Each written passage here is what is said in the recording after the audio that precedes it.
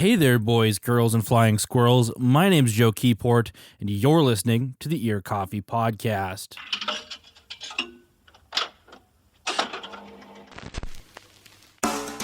This week, I sat down with Joe, Jared, and Luke of the band The Florists. Apart from putting on a phenomenal live show, the rock band has put out some of the most interesting music in recent memory, including their brand new record, Hold It Together, which is out right now. It's The Florists, right here on the Ear Coffee Podcast. Well, Jared, Joe, and Luke, good morning. How are you all doing? I'm gonna take thumbs up this morning.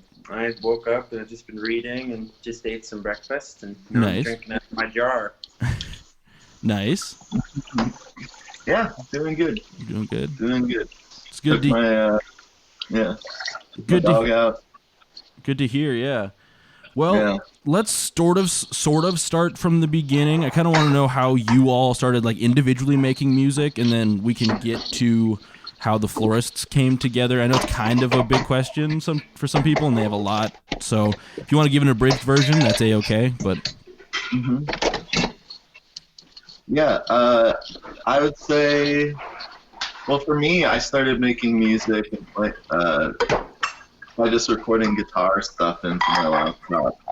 In high school, I started playing guitar in middle school, 6th grade or something like that. And yeah, made a couple short EPs that I look back on in high school. They're very charming and they're naivete. okay. Yeah, that's how I started making music on my own. Then in college, I played a couple solo shows, but that was really my only experience playing live music for the floor. Was that more like a singer-songwriter kind of typical that? Yeah. Or, okay. Yeah, it was me with the acoustic guitar. Jared, these dishes! Sounds like you're making a whole meal. Fine, I'll stop. There's a certain mystery now that we can't see what you're doing. The fact that we're like, what is he doing with all of? Yeah. Yeah, the more you guys want to see me, the less likely that's ever going to happen. Fair. For the people listening, Jared's camera's off. I can see Luke and Joe, but I can't see Jared. But Oh my gosh. The dishes I'm sure are like sparkling though. Oh, just chill out. So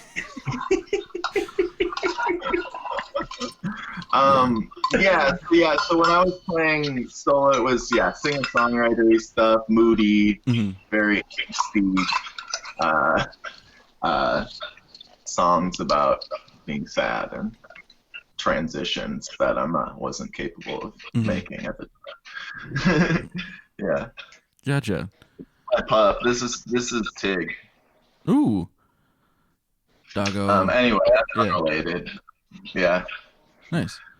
Joe, since in the video line you're next, do you wanna? How did you start making music? Because I know you from in a couple of bands. Including Florists. I play in a couple different bands, but the Florists was the first real band I ever played in. I started playing music kind of in high school. I dabbled around on guitar a little bit.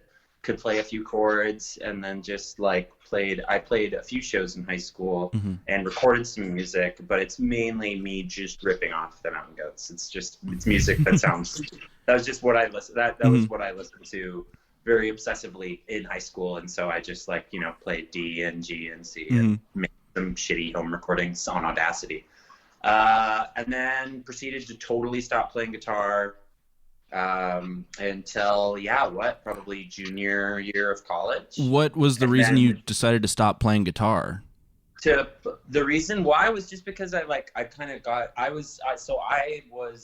before I ever played music, I was an actor and did theater stuff, and I was just I was really committed to. I had started directing a play and was acting and other things, and I went to an arts high school, and the big capstone kind of thing you do your senior year is you direct a show and do all this work. But I just kind of fallen into other stuff, and then in college I just was transitioning into undergrad and what that meant, and doing playwriting stuff, which is what I studied in school, and then found my way into stand-up comedy. Oh. And then met Jared, and Jared and I had similar music tastes, and we just talked about wanting to play music, and I borrowed my friend Tyler's guitar, and I started pretty much reteaching myself how to play guitar again, and then just writing songs. And so essentially it started again to start the Florists with Jared, and then eventually Luke.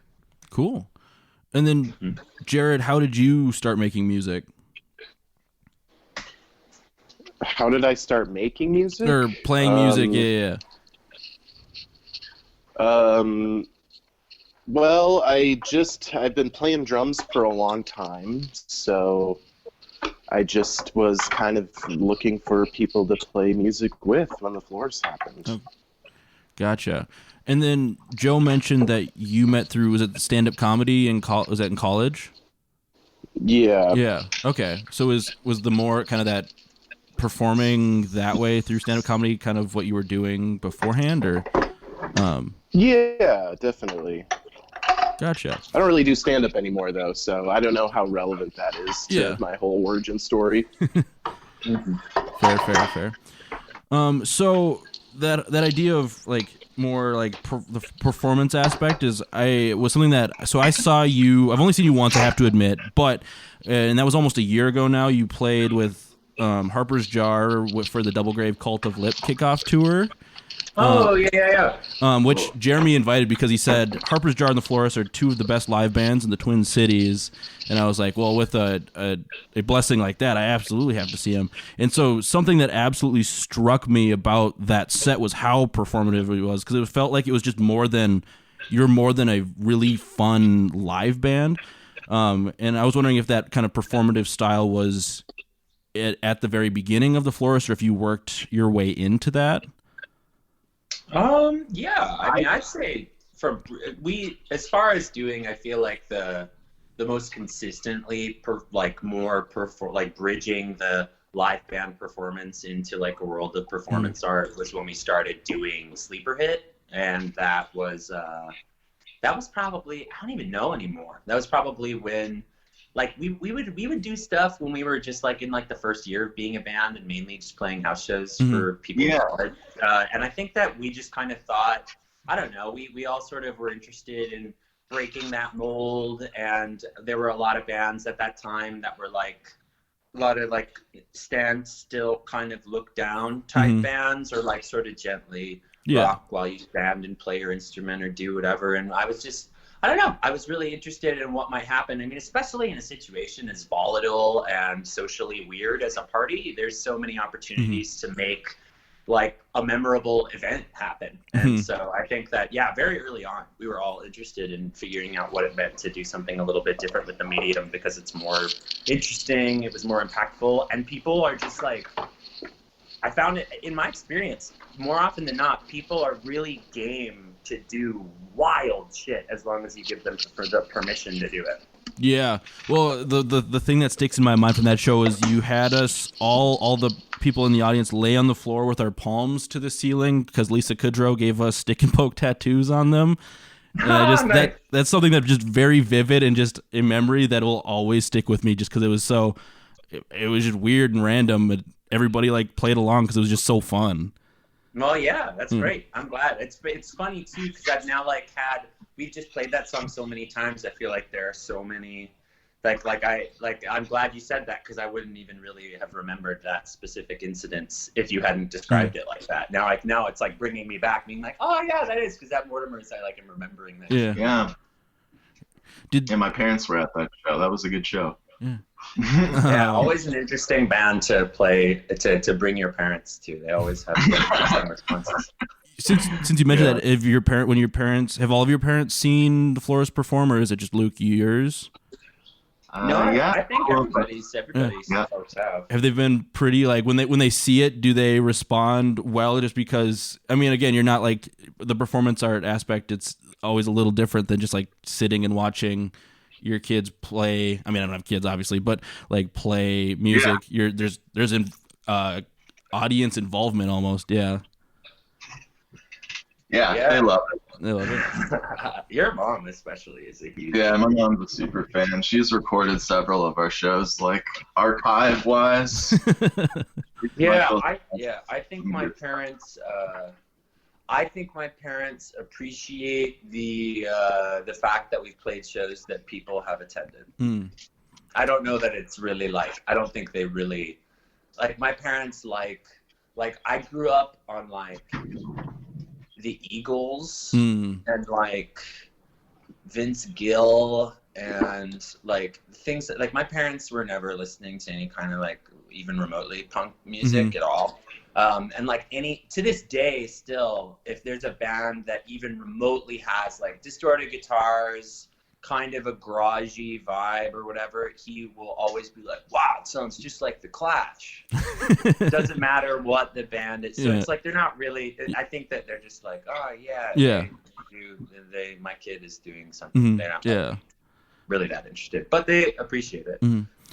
So I was wondering, how do you find it difficult to translate that live energy onto record? Because I was listening to Prayer Starter. I mean, I listened to Hold It Together obviously a number of times, and I was listening to Prayer Starter this morning over coffee in my bagel.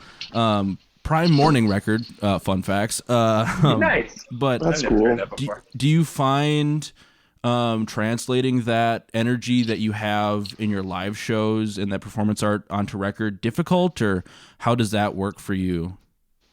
Yeah. So I think it was difficult with our first record because it was our first time really going into like a professional studio and recording.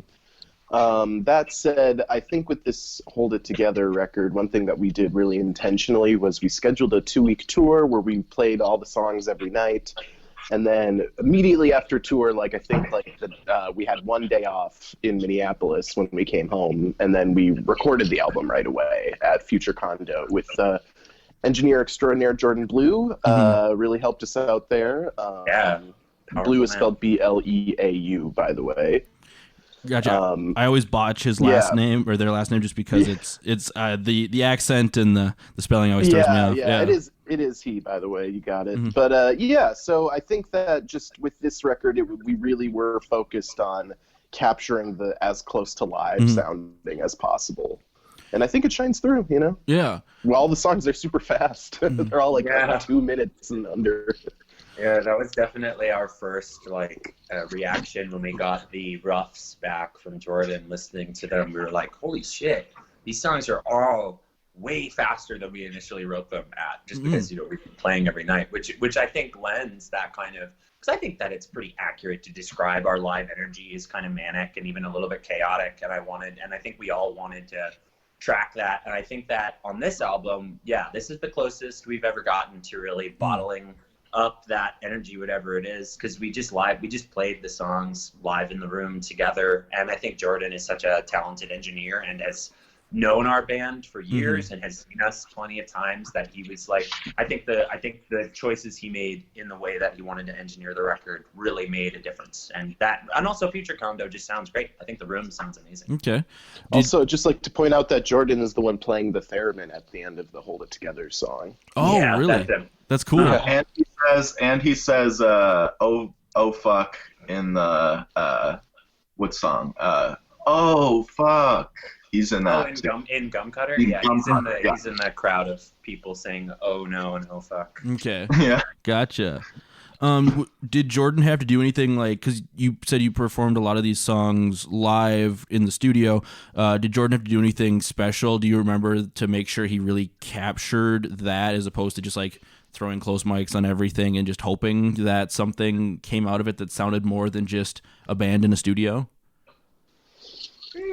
I think it was a lot of like close mic placing and just doing like it wasn't any kind of unconventional recording practice. I just think that he, especially in knowing, I mean, just really subtle stuff, like knowing what volumes to set or like how or to like allow me to just play loud on my guitar and like just like let and record the amp at like a high volume, and then he also just trusted us to really deliver and just let us do our thing. I think Jordan also is good at knowing when to step away.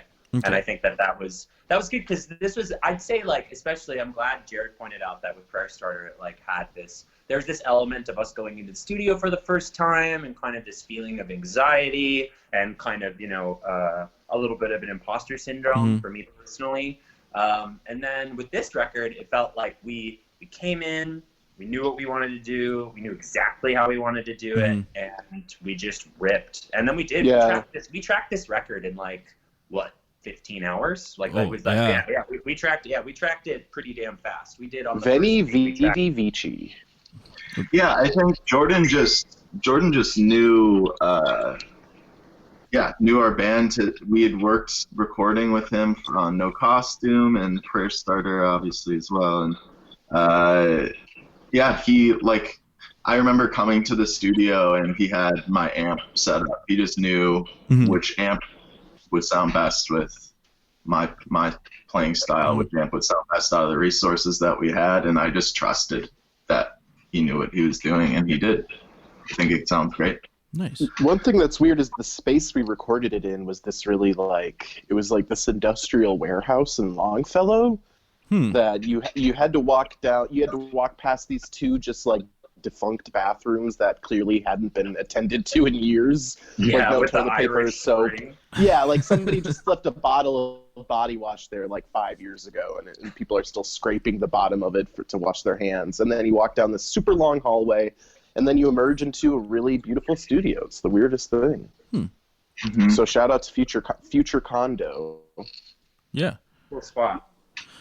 You said you had done a 2-week tour leading up to the recording of Hold It Together. Is playing live a really big part of trying to get these songs worked out? I should say the question I want to ask first was, did you do something similar with Prayer Starter? Did you had these songs worked out live before you came into the studio to record that record? Yeah, I think so. I think that a big thing for us is just in this day and age, most artists make music that is kind of primarily consumed, versus on Spotify, the recorded material. It's you think about most music these days is sort of digital. It's not really live instrument based, so it really lives in your headphones. And I think for us, one thing that's really exciting about being a rock band, even though it's kind of an outmoded concept at this point, is that we can deliver the songs live, and I think that's where they live more so than on the record, even though, the record's good too. I mean, everybody should buy it, but come see us live. That's the whole point of a rock band in 2020. Although I guess maybe there won't be any more rock bands in 2020. We might have to wait till next year. Yeah, unfortunately. Yeah. It is an interesting, Jared brings up a really good point, just because I think that so much of how I perceive the project of the Florists is that it's something that happens in front of you and then with you collectively, and just trying to go out with the audience and interact with them and try to be engaging in ways other than playing instruments and just playing songs and performing them. But what's interesting about this, I'm just really glad that we did the tour before we recorded Hold It Together, because with Prayer Starter, we had played all the songs live pretty consistently, but we did a tour after we recorded it. And I'm curious if we had done the tour before we played Prayer Starter, before we recorded Prayer Starter, it would have been maybe a little bit less of an anxious experience, just having that. Just we could have called it with that confidence. 'Cause it's when you start tracking, it's you're just in there and you can't fuck up, and you want, because it's there's that pressure of wanting to play the song, well, and then there's also the part of wanting to feel your personality's coming through in the song and you're loose and having fun, and it's very difficult to have fun when you're playing it, right? So yeah, it was definitely to me the two experiences were marked by a shift in confidence. So let's talk about your new record, Hold It Together, which was released a couple of weeks ago now, a week-ish as of recording this, I think.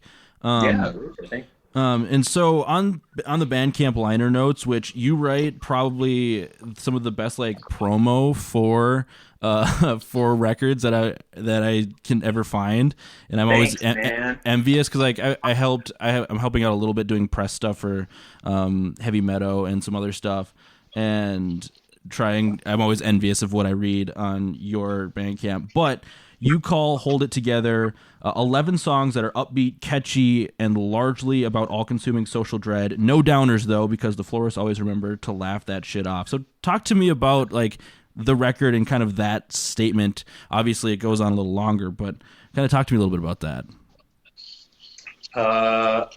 I guess it's a joke for sure, just because it's like, I just think that my personal coping mechanism, and I think something that Luke and Jared and I all have in common, is that we like to riff on tragic things or to just riff about everyday life, because it's like a great way to cope with the kind of brutal realities of everyday life. And I think that this record, as far as the content of all of the songs, a lot of them are pretty dark, like what they're about, but they're delivered in kind of a silly way. I think Gun Cutter is a great example of that, given that it's like a song about not having health insurance and being fucked. And the way that it's delivered is through, all of our vocals coming through and like stuff like "Goodbye, Dad," like these dark little one-liners that pit, this upbeat, catchy, fun feeling kind of song with something that is gnawing inside you. And I think that that's like, it's just a personal tension that I think is really interesting. Yeah. To me, I think like, I was just going to say, to me, I think a sense of humor is just so important to music. And I think we convey that both in the way we write about and think about our band, as well as just the way that we act on stage or the way our songs sound. I feel like I think that not taking yourself too seriously is such a important thing to making the kind of music, at least, that we make. So yeah, right around the time that we formed as a band, Jamar Clark was shot up at the 4th Precinct, is it right? North Minneapolis. And that was just that was I think a pretty chaotic time to be in the city and to see the protests happening and to realize, how unsafe so many people in our community are because of the color of their skin. And, like Obama was still president when we formed. So I feel like that was really the start of like being like a band in a political climate, was kind of seeing how our city reacted to the Jamar Clark shooting. And then like everything with Trump, like it just feels like we formed the band at the perfect time to like, I don't know, just reflect all the chaos that's going on in our society. You know? I mean, it's like being on stage is kind of like your soul vomiting, and there's a lot to vomit about these days. And there's like and like that's almost like the just the sheer absurdity of the way that it's interesting you put it in that chronology, Jared, because I guess I hadn't thought about it that way, but it's true. It's like if the absurdity of American political discourse is on a dial, it's been slowly and now at a much faster rate just turning and turning and turning to a deeper, more intense degree. And it's like the way it almost feels like I almost feel like I have no choice but to try to figure out how to laugh at it or how to deconstruct it in a way that doesn't feel like totally depressing, Yeah, so I think that's why the album is almost more maniacal, because, just everything is, life is. Yeah. No, most definitely. I was also wondering, since you mentioned Luke and Joe, you kind of had the more morose singer-songwriter thing that I wonder if the sardonic approach to this band was almost like an answer to those early songs you were been writing. Was that something you felt as well, or?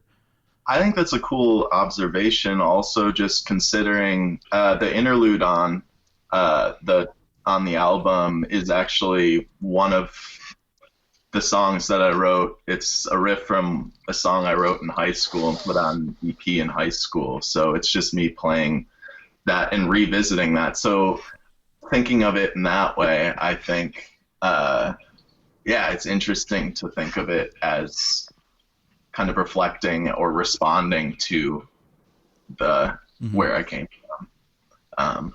That interlude track specifically, yeah.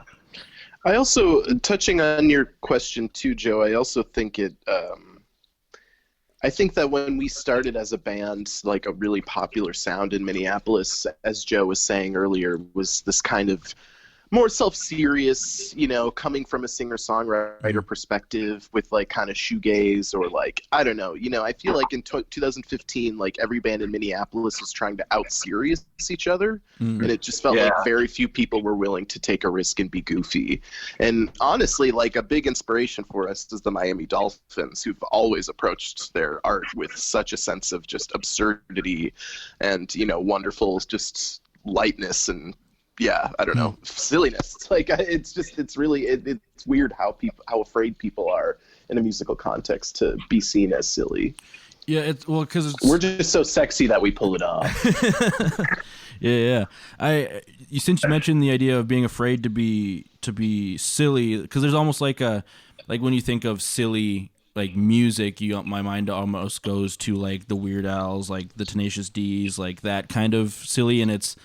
Not to say that kind of art isn't like as valid, but it feels like the joke is more the fact that you're making fun of the music than you are trying to make a joke with the music you're making.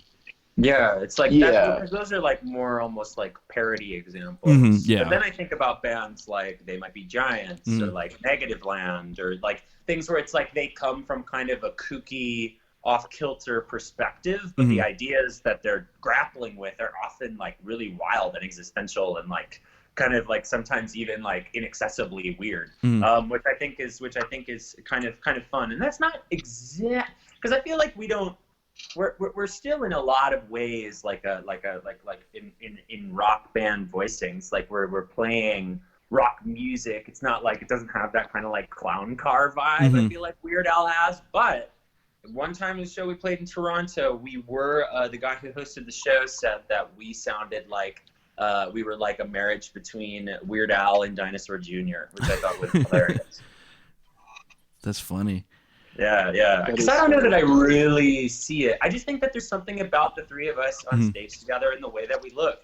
We're like all really tall and like have very different sensibilities. I think we're all like we're all conventionally attractive in our own ways, but in three very wildly different ways. And there's something about all of us giving 115% on stage that even when we're singing songs that I think of as like more serious chorus songs, people still are like, you guys are just so fun. You know, like that's easily the reaction that we get the most often, I think, from people who have enjoyed watching our shows. And it's really interesting too. It just goes to show how much the broader aesthetic, the way that the music sounds, being boppy and upbeat, the way that we are sweating and jumping around and like having a ball, it's like it almost supersedes the content of the lyrics or even necessarily what you know, even in some dark songs that have some pretty like dissonant chords and they're pretty loud and pretty abrasive, kind of become something else. Yeah.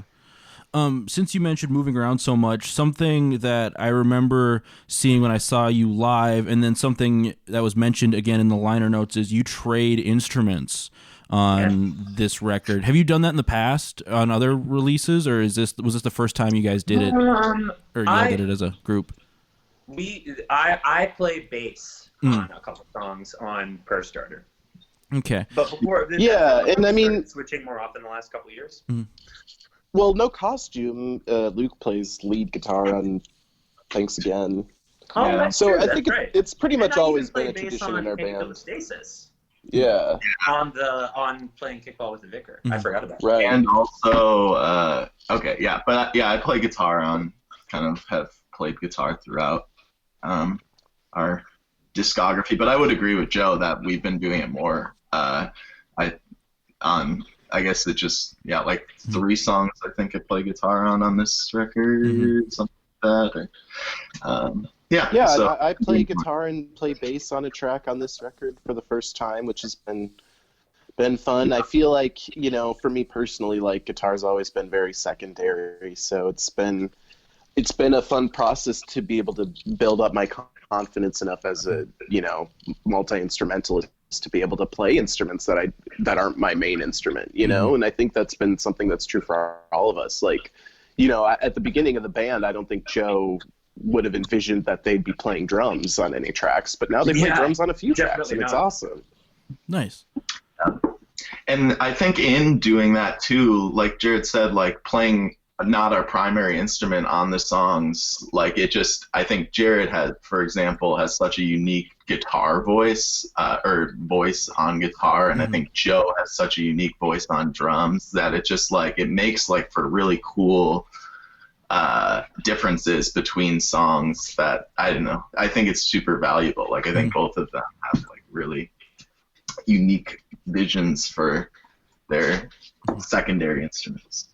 Or third. And he's trying to emphasize that like this band is like, I don't know, I like that it's such a collaboration, and that's sort of the point, is that we're all the front person. I feel like we're trying to figure out how to give everybody that opportunity. I think Jared, you tweeted this when you were talking about the record, and I really like that. It's that we want to have a band where everybody gets a chance to lead, which I think is fun. Yeah. Did, on top of trading instruments, did vocal duties change a little bit during this record? Because I swore when I was listening through it yesterday, Cinestics and Jealous had different people singing those. Were that? Yeah, okay. Yeah. So I sing lead on Cinestics and on Rondo. Okay. And Luke sings lead on Jealous. Gotcha. Yeah. And since Jared, you mentioned Rondo, I was wondering the story behind that track, just because, I mean, the quote that was the quote that's also in the liner notes, the "Did you know she's anti-Ebonics?" That and the story it tells feels very, one of the few tracks that feel very like that was a specific moment almost that I could pick out in my just initial listening. Yeah, well, after I graduated from college in 2016, I started working at St. Paul Public Schools, and yeah, I guess I just had never really seen firsthand just kind of like the disparity in education for inner city students, especially if they're people of color, you know, specifically Black and Latino, who are lower income students, and yet all the teachers at the school are white, and it's just kind of like creates this. Like the school that I worked at specifically, all the most of the teachers are white, most of the students are Black or Latino or people of color, and the school itself was designed by an architect who's famous for designing prisons. So there's just this real like vibe when you enter the building, just like this feels like a mill, like a direct, it just doesn't feel like a school in the way that like my school felt growing up, and it just kind of had me reflecting on that privilege. And one of the teachers at this school is just somebody who just appeared to be very hip and radical and cool, like had a shaped head, like, has all these cool tattoos, like just seems very liberal and awesome. And I was in her classroom one day, and she had like tacked on an article from the Star Tribune from like the 90s that was just all about why Ebonics aren't real language and why we should all strive to speak proper English in America. Like it's one of the few things we have in our society, and like Ebonics kind of destroying our language. And I just was so appalled. It's just like, why would you post this in a school where most of your students are Black? Like, what kind of message is that sending to them? Yeah.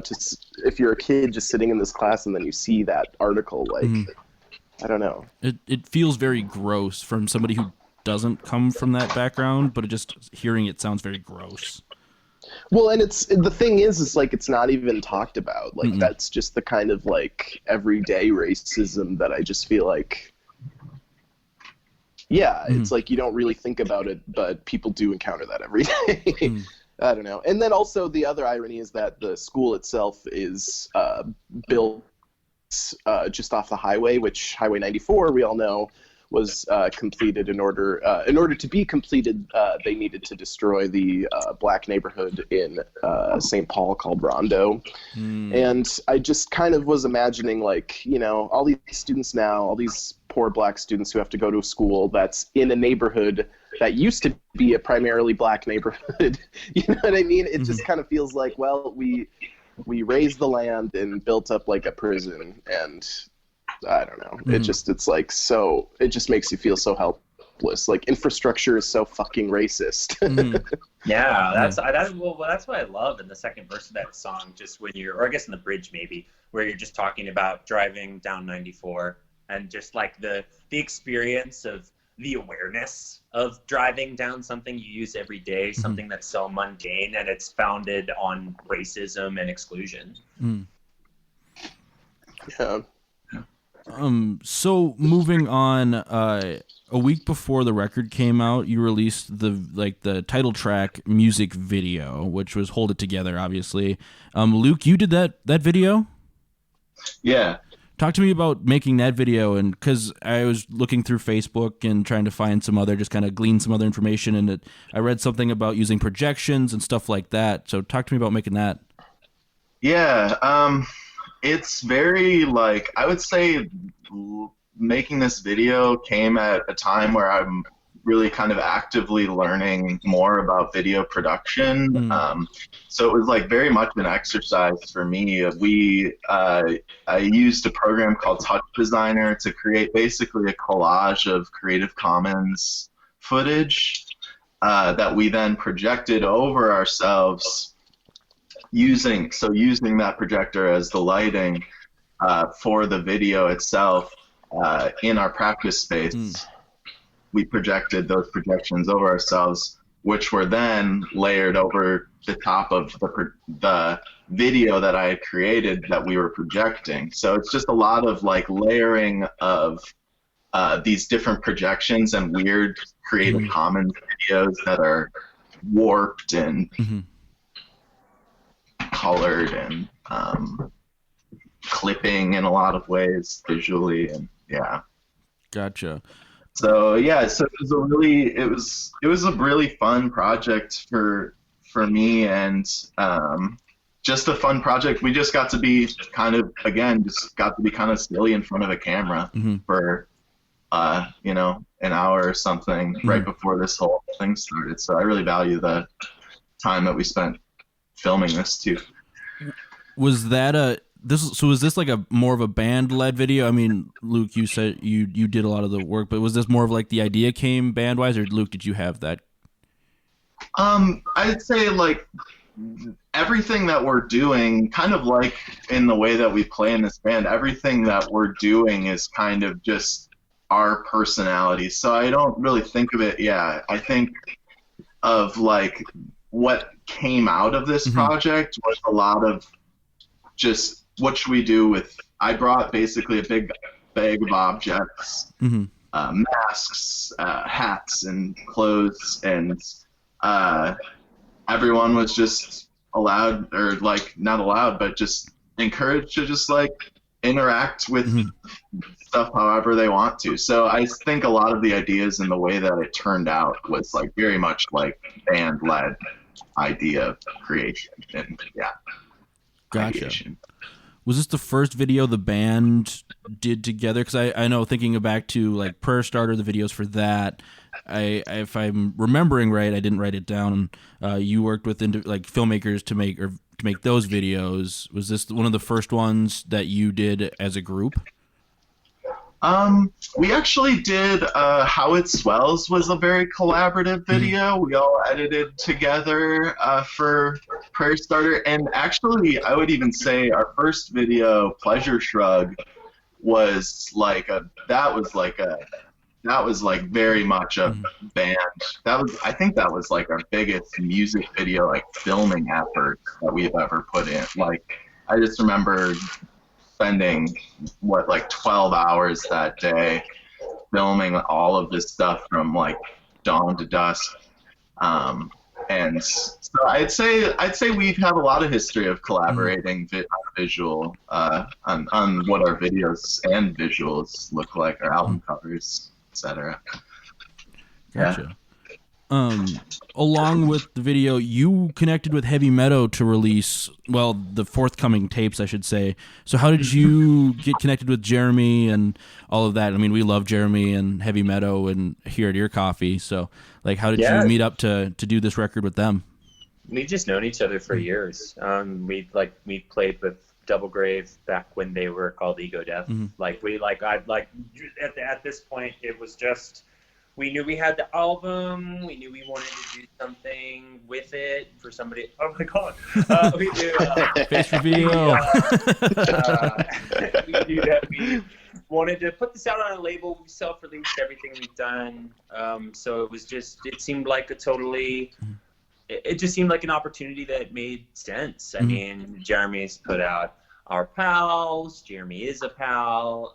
We've known Jeremy since before we even formed the band, so I think that it's been, it's just natural. You really want to work with people like Jordan or like Jeremy, just people who've been in your corner a long time. Your day ones. Exactly. Yeah. He's just been super supportive. He's always been a huge fan of the Florists, so it just felt right. Gotcha. And then we're wrapping things up here. Since the world has been kind of put on pause by the pandemic, but what does 2020 look like for the band currently? Do you have any live streams coming up? I know tapes are in the work potentially, stuff like that, or? Yeah, as far as the tape goes, we'll probably have that coincide when we're able to play some type of release show when that is eventually possible. For right now, though, I personally, I'm kind of in the camp. We haven't discussed a live stream, but I'm sort of in the camp that just because something can happen online doesn't mean that it should. Mm-hmm. I think that what I've kind of really found refreshing about this whole experience is that I have kind of put this weird public-facing pressure that I often feel being a member of a band, wanting people to enjoy my band's music and think about my band, is that I'm kind of strategizing and thinking about different opportunities to put kind of get a little bit of that attention economy shifted at us.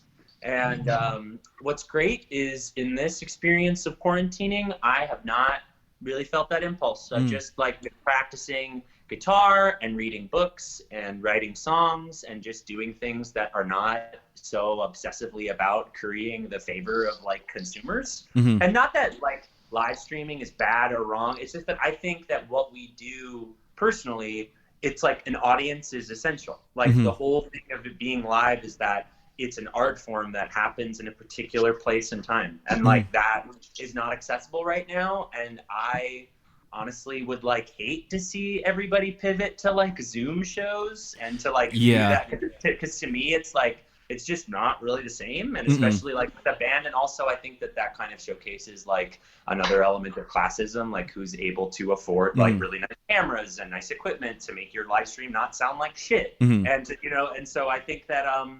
the weird, nice, refreshing feeling of being at peace with my identity and my identity as it relates to the band and just working on stuff. And when we can come back, we'll come back. That's kind of how I see it. I'm curious to hear what you guys would think, because we haven't talked about it.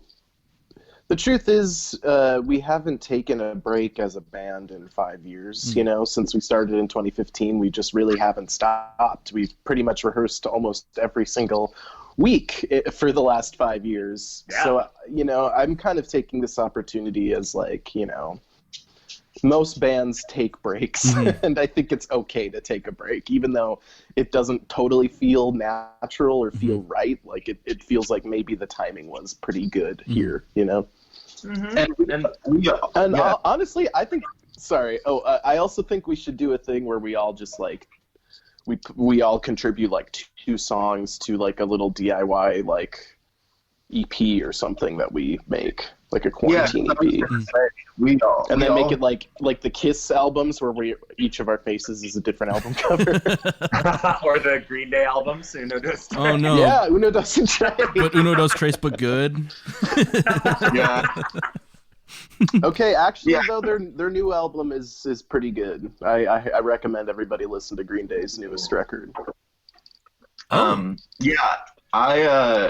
We all make music on our own too, and I think we're using this as an opportunity to experiment more with that too, which I think is also super valuable, because I think then when we come back together, we will have been developing consistently our voice with the Florists, but also our voice as individual musicians as well. I also wanted to tease. I think this is a good opportunity to tease. We'll eventually be having. We're working on mixing right now a live record that will eventually come out when things, And several more videos are in the pipe. More videos. There'll be stuff you'll hear from us, but we'll save, because we have for the release show. I was planning there's this big performance element of it, and I'm just excited to be able to reveal that when the time comes. Well, finally, where can people find the Florists? Bandcamp, Instagram, at FloristMN, MN. Instagram's the best place to find us. Facebook. Yep. The Florists MN, Facebook, where just the Florists. You can find us. We regularly update those things. And the new record will be on Bandcamp and Bandcamp only for the foreseeable future. It will eventually come to streaming services, but and then YouTube, Facebook video. We'll be there. We'll be posting. Awesome. Well, Joe, Jared, Luke, thank you so much for taking the time to sit down with me on this Saturday, almost afternoon. Of course. Happy that you asked this. This is great. The Ear Coffee Podcast is a companion to the blog of the same name. If you like this episode, please leave us a rate and review so we can stand out among the other music podcasts. You can follow us at Twitter, Facebook, and Instagram @Ear Coffee. Thank you for listening, and we'll see you next time.